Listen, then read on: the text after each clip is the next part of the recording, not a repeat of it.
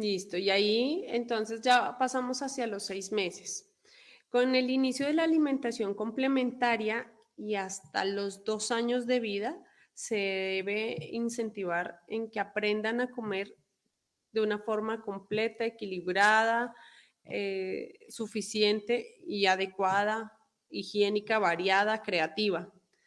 Entonces, con completa nos referimos a que tenga todos los grupos de alimentos, que tenga carbohidratos. Su alimentación, los carbohidratos son todas las harinas, todo eso que nos quita el hambre y nos llena. Eh, que tenga proteínas de origen animal, el huevo, la carne, el pescado, los mariscos, el pollo, el queso, el yogur. Eh, Esos son ejemplos de proteínas de origen animal. Que tenga verduras de todos los colores. Cuanto mayor variedad de colores tenga nuestro plato, mayor variedad de vitaminas, de micronutrientes vamos a obtener. Siguiente grupo, las frutas y las grasas buenas. Entonces, que esos 5 grupos que acabo de mencionar estén presentes en el plato del bebé. Antiguamente habían inicios de la complementaria que decían solo durante de los 6 a los 7 meses dale verduras o dale frutas, y el huevo se iniciaba después de los 8 meses y el pescado después de los 10 meses, y habían como muchos mitos en relación a esto que hacían una muy restringida iniciación de la alimentación complementaria, y eso inicialmente puede dejar una cicatriz en la curva de crecimiento y se bajaban y perdían masa muscular los niños, pero pues posteriormente pueden hacer los niños que se ponen muy delgados en los primeros meses o años de la vida, hacer una reprogramación metabólica y favorecer la obesidad a futuro. Entonces, una adecuada nutrición debe ser hacia los 6 meses, nunca después de los 7, tampoco nunca antes de los 4. Y así, que sea surtida con muchos colores, con todos los 5 grupos de alimentos. Y básicamente para evitar obesidad, no dar sal y no dar azúcar antes de los 2 primeros años de vida. Entonces, cuando les hablaba, por ejemplo, del yogur, pues no va a ser cualquier yogur, va a ser un yogur natural, idealmente hecho en casa, porque estoy segura que no le voy a adicionar azúcar. Un yogur pues natural, sin azúcar añadida. Y cuando hablaba, por ejemplo, de los carbohidratos, que son las harinas, pues poner las alertas sobre particularmente las galletas. Las galletas son algo que se le da a los niños como si fuese algo necesario en nuestra vida, como los oxígenos, como el oxígeno. Los papás preguntan en la consulta sobre qué galletas le puedo dar. No, pues es que tu hijo no necesita galletas porque las galletas están llenas de azúcar, salvo que tú se las hagas con tu propia mano y estés seguro que no tienen azúcar añadida, idealmente hasta los 2 años. Y la cuestión de la sal, no colocarla antes de los 2 años, es porque si hay una obesidad y hay un síndrome metabólico, pues va a favorecer también la hipertensión arterial. Entonces son cosas que se pueden prevenir en este punto de la vida. ¿Algo que nos quieras comentar entre los 6 y los 2 años? Sí, hay una pregunta. ¿Qué tan cierto es que es mejor no iniciar la alimentación complementaria con frutas por la cantidad de azúcar que tienen? Mm, Realmente las frutas sí tienen azúcar. El azúcar de las frutas se llama fructosa. Cuando entra en el cuerpo, se va a convertir en la misma glucosa, como si yo comiera azúcar, como si yo comiera miel de abejas, como si yo comiese panela, cualquier tipo de azúcar o fructosa, no importa si es natural, artificial, procesada, el tipo de azúcar que sea, lo va a metabolizar el cuerpo como glucosa.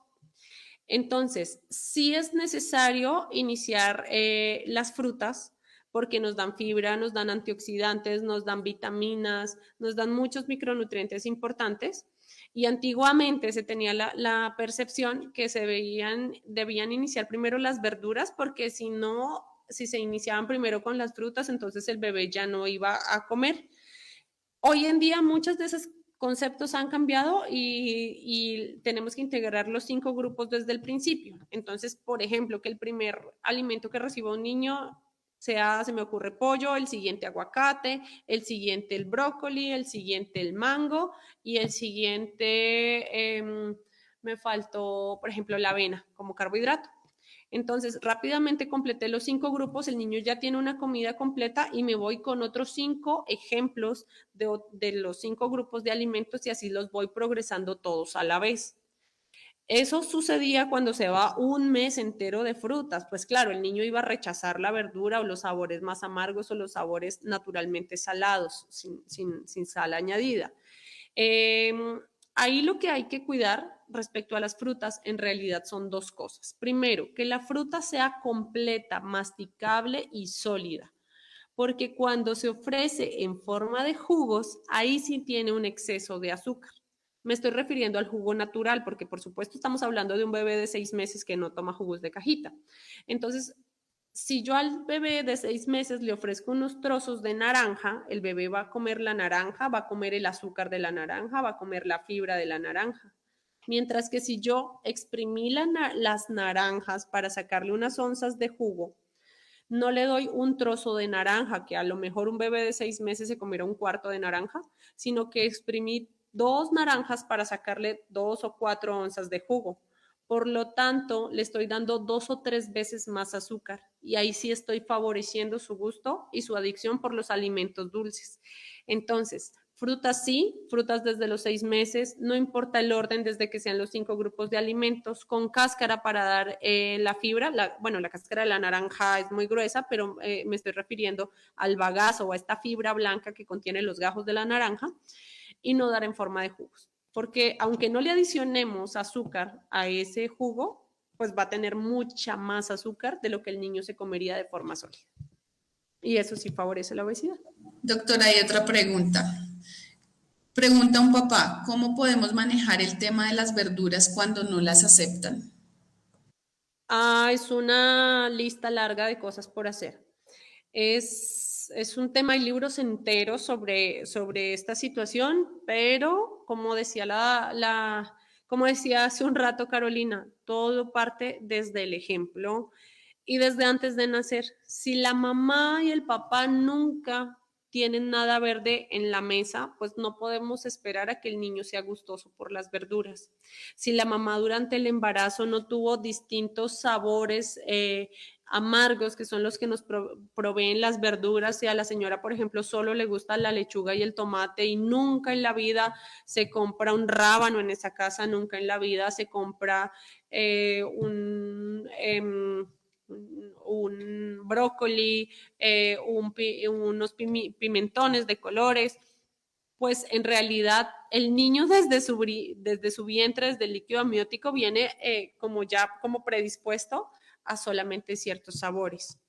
Entonces el ejemplo es el que arrastra, la prevención y la forma como se alimentan los papás, inclusive desde antes de nacer, tiene que ver. 3, la exposición repetida a los niños, porque muchas veces les pongo remolacha y el niño hace caras y no dice que no le gusta la remolacha. Entonces el papá que entiende, no le gusta la remolacha y se la retira y no se la vuelve a ofrecer en años o de plan nunca.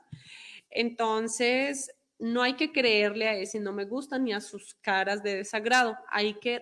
Se dicen en los estudios de comportamiento nutricional que un humano necesita repetir 20 veces un sabor para definir si sí va a gustar o no va a gustar. Entonces dicen, no me gusta la remolacha, ok, te la quito hoy o te la dejo para más tarde y luego la volvemos a servir al otro día y al otro día y en 2 semanas y en un mes y la sigo repitiendo. A lo mejor a la vez número 16, 17 ya el niño pide la remolacha.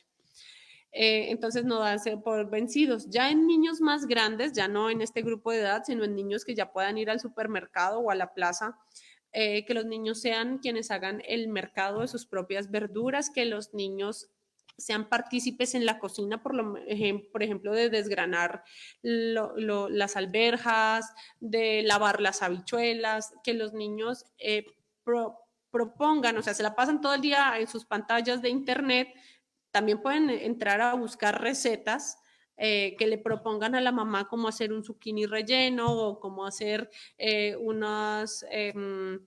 habichuelas, un pastel de habichuelas se me ocurre porque vieron una receta creativa y ellos tienen que entrar y sembrar también sus propias verduras. Si el niño siembra unas alberjas y las ve crecer y las puede desgranar seguramente, va a estar más fácil que las pruebe. Así fue la mamá quien cocinó, que el niño nunca supo cómo llegaron esos productos alimentarios a su casa y simplemente las vio en el plato y sintió desagrado.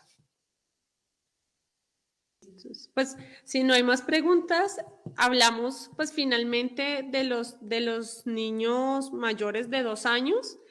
Yo Sí, diría que en ese grupo creo van que muy sí. similares hasta los adolescentes.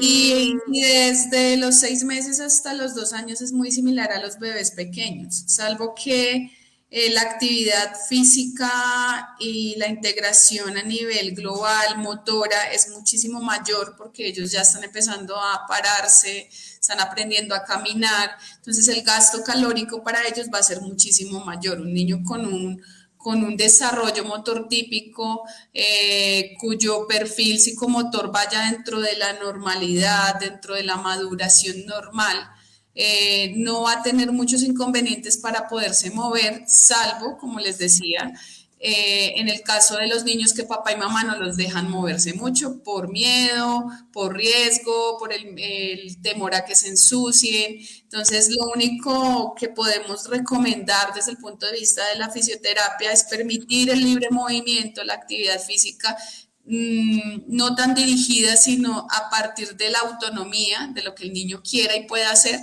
y proporcionarle a los niños, sobre todo que son bebés, los espacios adecuados y seguros para que ellos puedan desarrollar todas esas habilidades motoras que requieren para o acordes a su edad.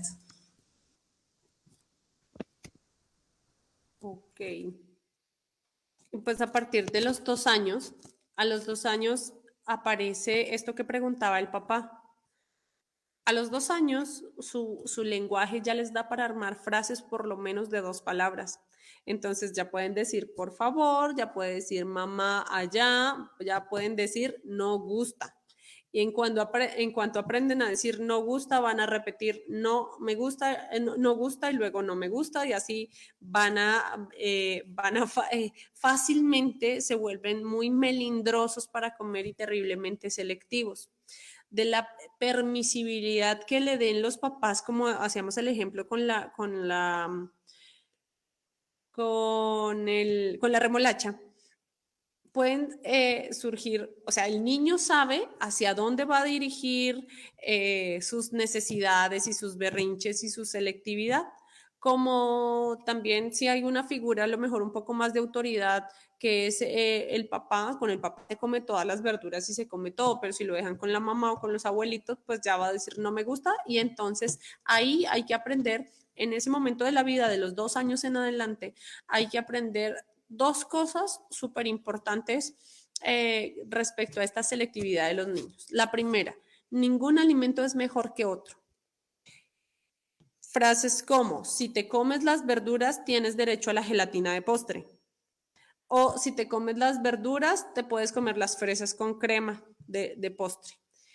¿Qué información estoy transmitiendo? Las verduras son malas. Si te sacrificas y pasas por ese gran sacrificio que va a ser comerte las verduras, obtendrás un gran premio que va a ser un alimento dulce. Y eso favorece que ese cerebro empiece a entender que lo dulce es placentero, lo dulce es bueno y lo dulce es premio. Si le fue bien al niño en el kinder, hizo su baile de final de clausura y le fue muy bien, entonces los papás lo premian yendo a comer hamburguesa o yendo a comer un helado de 7 pisos. En realidad, la comida nunca, jamás en la vida debe utilizarse como premio, porque esto favorece la obesidad. Pueden haber premios a otro nivel, como pues el hecho de que le den permiso de ir a una pijamada, a una película, cosas así, o unas crayolas, un libro de cuentos, pero nunca premiar con alimentos para que el niño no entienda que hay unos alimentos enemigos y hay unos alimentos amigos. Eso nunca debe existir en la cabeza de un niño. Y la segunda cosa es no hacer intercambios. Entonces, si no se comió la verdura cocida, hay que guardársela para la hora de las 11 y volverle a insistir y volverlo a exponer, porque ¿qué pasa? Cuando un niño no se comió la verdura, pero tampoco quiso probar la carne, pero medio probó el arroz y dejó prácticamente que no comió nada, entre lo que revolvió el plato así, no comió nada, pues a la hora de las 11 va a llegar o la misma persona o un tercero, el abuelo, la mamá, el papá, la madrina, y como no comió nada mi bebé, entonces pobrecito debe estar muerto del hambre y le van a dar un premio. ¿Y ese premio qué es? Un sándwich, unas galletas con leche, un helado, porque aunque sea que coma eso.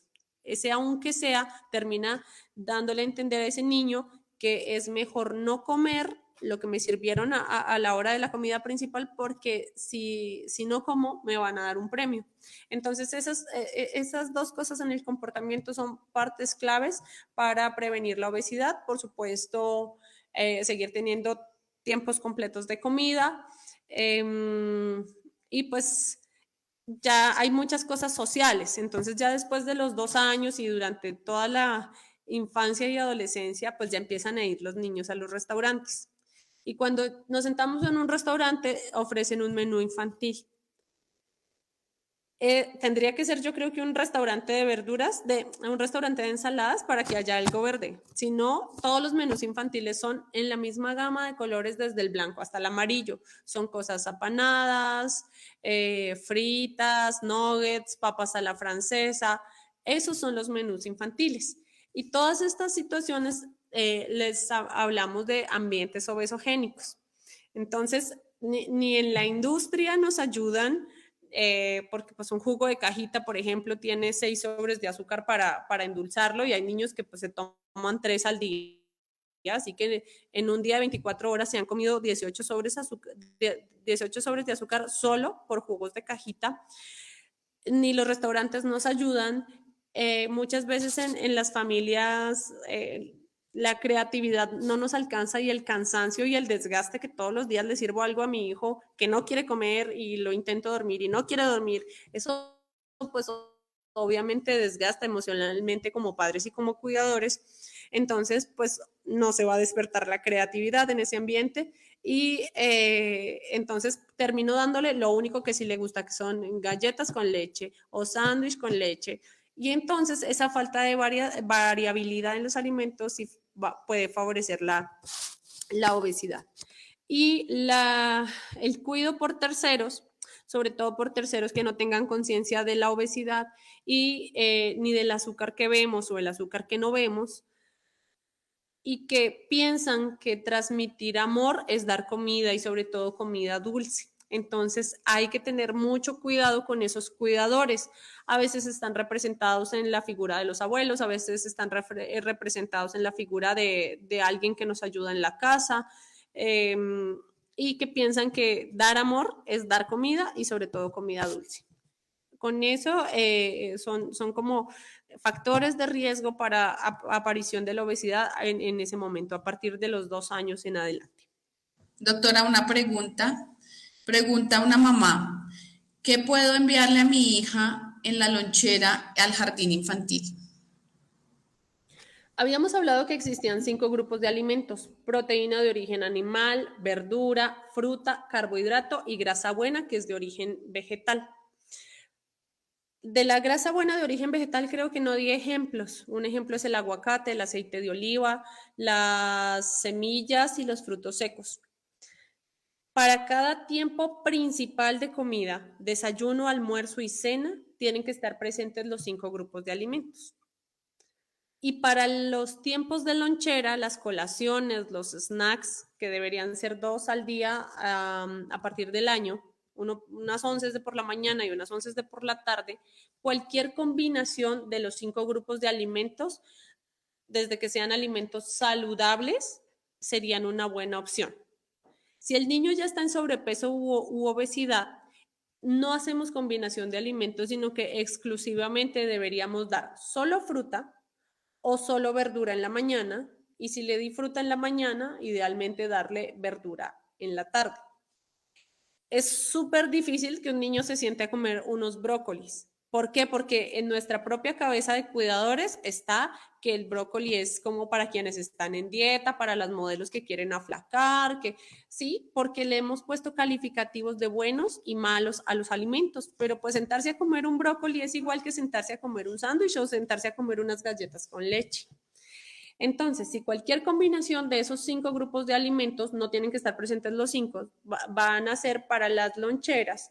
Un día, por ejemplo, le podemos mandar avena con fruta y coco rallado así en una vasijita, en una coquita para las 11. Entonces, ¿qué grupos comió ahí? La avena sería un carbohidrato, la fruta y el coco rallado sería la grasa buena. Le mandé unas 11 con 3 grupos de alimentos. Y llega por la tarde ese niño del colegio y le puedo ofrecer unos pepinos hechos varita y como zanahorias también así cortadas como en trocitos. Los puedo saborizar con un poquito de yogur natural sin azúcar y el niño comió verduras y el yogur que es proteína de origen animal. Además los puedo aderezar con unos ajonjolís. Comió proteína de origen animal que era el yogur, comió verdura y comió ajonjolí que era grasa buena. 3 grupos de alimentos, hice la combinación. Al otro día le varío y le combino otros. Sí le puedo hacer unos nuggets, ¿por qué no? Le puedo hacer unos nuggets de pescado, unos nuggets de pollo. Obviamente no sobrenadando en aceite, sino pues en estos sartenes que no se les pone aceite o en las freidoras de aire que ahora están tan de moda y le doy unos nuggets saludables y se los puedo acompañar de una fruta. En la tarde le voy variando, le voy cambiando y así lo que yo les propongo pues a mis mamás, que son las mamás de mis pacientes, es que hagan una lista de los 5 grupos de alimentos y abran sus neveras y digan, bueno, ¿qué tengo? Y para qué me alcanza. Entonces, que agarren la lista y digan, bueno, tengo esto y esto combinaría bien con esto y le combino 2 o le combino 3 grupos de alimentos. Entonces, no es que yo les haga un menú que los lunes deben comer sándwich, los martes no, en realidad es lo que gusta en la familia, lo que la economía del hogar permita y lo que la creatividad les alcance cuidando estos que sean combinaciones de grupos de alimentos. Hay una última pregunta, pero es con respecto a los bebés. Dice, cuando los bebés sacan los alimentos con la lengua, ¿quiere decir que no está listo para empezar la alimentación complementaria? O sea, hay que esperar a que baje ese reflejo, pregunta una mamá, porque no he podido comenzar, ya tiene 6 meses y medio. Ese reflejo se llama el reflejo de extrusión. Si está presente, que normalmente está presente antes de los 4 meses, no se debería iniciar la alimentación complementaria. Pero si el bebé ya está en edad de hacerlo, más bien lo que tenemos que buscar es la ayuda y la orientación profesional para cómo mejorarlo, porque justo estamos en el momento que se debe iniciar. No hacerlo en el tiempo, en la ventana que tenemos, nos va a dar unas carencias, unos déficits de nutrientes como el zinc, el hierro, puede aparecer anemia en este bebé. Entonces es importante no retrasarlo más allá de los 7 meses. Tienes 15 días para iniciarlo, 15 días para buscar ayuda. Muchas veces la extrusión o la sacada de los alimentos con la boca lo que refleja es que el niño no tiene un problema en la boca misma, sino en toda la piel. En cómo el niño percibe las sensaciones de las texturas. A lo mejor lo que le molesta al niño no es el sabor de la guanábana, sino la babosidad de la guanábana. ¿Sí? Pues por dar un ejemplo. O el olor de la guanábana, o el color es lo que le molesta. Entonces, sí hay te sugeriría que lo hablaras con tu pediatra. Hay muchas, ahí nos puede ayudar terapia física, terapia ocupacional y fonoaudiología para desensibilizar toda esta zona que está molestando al niño y que lo está retando de más y que en lugar de volverle un momento placentero el hecho de comer, se le vuelve un reto molesto para el mismo niño. Entonces, por eso nos apoyamos de todas estas terapias para que el niño cambie la forma como su piel y su sistema nervioso perciben las texturas, los olores, los colores, los sabores.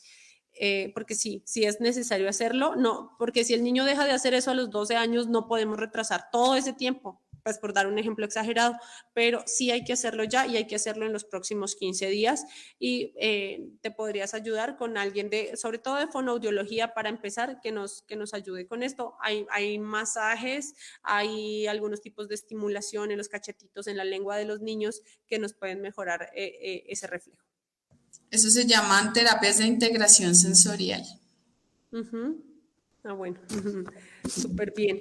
Entonces, pues yo creo que pues ya para cerrar, les quiero dejar como las estadísticas que maneja la Organización Mundial de la Salud, pues a nivel de todo el planeta, y por qué es tan importante prevenir, intervenir, cambiar todos estos ambientes obesogénicos, predicar con el ejemplo. ¿Por qué es importante hacerlo? Porque 1 de cada 20 niños menores de 5 años tiene obesidad o sobrepeso. Y 1 de cada 3 niños menores entre los 6 y los 19 años tiene obesidad o sobrepeso. Si nos damos cuenta, es una pandemia mucho mayor a la del virus que estamos viviendo. Y más allá de una cosa estética, es el trasfondo en la salud mental, ósea, física, que mencionábamos, es el costo emocional de que los padres que nacen sus bebés y todos por la historia natural de cómo crecemos y envejecemos, esperamos que los papás fallezcan primero. Y con esto de la obesidad infantil, los pediatras hemos tenido que aprender sobre infarto cardíaco, porque las venas y las arterias del corazón se tapan de grasa porque el niño está obeso desde los 2 años, desde los 6 meses y nadie pudo hacer nada y se normalizó. Entonces, si los pediatras hemos tenido que aprender sobre estas enfermedades que antes eran de los abuelitos, es porque la cosa se está incrementando mucho más y pues es importante hacerlo, hacer como ese tejido social para dar el apoyo a todas las familias que lo necesiten, nosotras como profesionales de la salud, y pues en casa identificar cuándo se está formando la obesidad dentro de nuestro núcleo familiar. Y algo también muy importante que no hemos mencionado y que debemos tener en cuenta es cuál es el tiempo de exposición que tienen nuestros niños a la tecnología y a las pantallas, porque eso influye mucho también en los niveles de actividad física e influye mucho también en los niveles de sobrepeso y obesidad. Entonces es un factor que también es importante tener en cuenta, sobre todo en los niños más grandecitos. Sí, eso es definitivo, no utilizarlo como distractores para que pueda comer, porque no sienten los sabores de los alimentos, no los perciben, los olores, y pues son niños que cuanta más televisión vean, menos creativos van a ser porque nunca están aburridos, y son niños que siempre van a estar expuestos a la obesidad por sedentarismo. Bueno, entonces yo creo que finalizamos por el día de hoy.